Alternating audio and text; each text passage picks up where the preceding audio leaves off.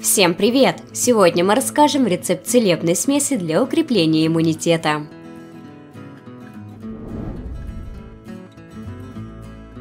Для приготовления целебного средства понадобится 4 головки чеснока, 4 лимона и полстакана меда. Для начала нужно тщательно отмыть лимоны от воска. Для этого полейте их кипятком и промойте щеткой под проточной водой. Затем разрежьте лимоны на части и очистите от косточек.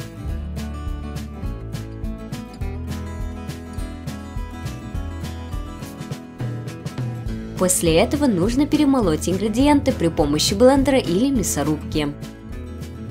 Полученную смесь переложите в 3-литровую банку, добавьте мед и залейте теплой кипяченой водой. Нельзя плотно закрывать емкость, ее необходимо прикрыть марлевой или хлопчатобумажной салфеткой для свободного доступа кислорода.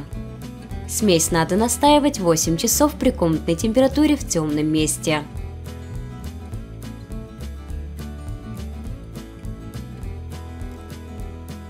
После этого процедите состав в чистую и сухую емкость для хранения в холодильнике.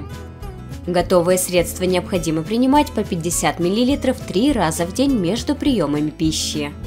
Как только средство закончится, сделайте недельный перерыв и повторите процедуру. Желательно проводить такое лечение весной и осенью в периоды ослабления иммунитета. Это средство повышает защитные силы организма и помогает устранить симптомы инфекций. Оно благотворно действует на сердечно-сосудистую и нервную системы, укрепляя их. Смесь меда, чеснока и лимона улучшает качество крови, выводит из нее холестерин и укрепляет стенки сосудов. Ее используют для очистки организма от шлаков и токсинов.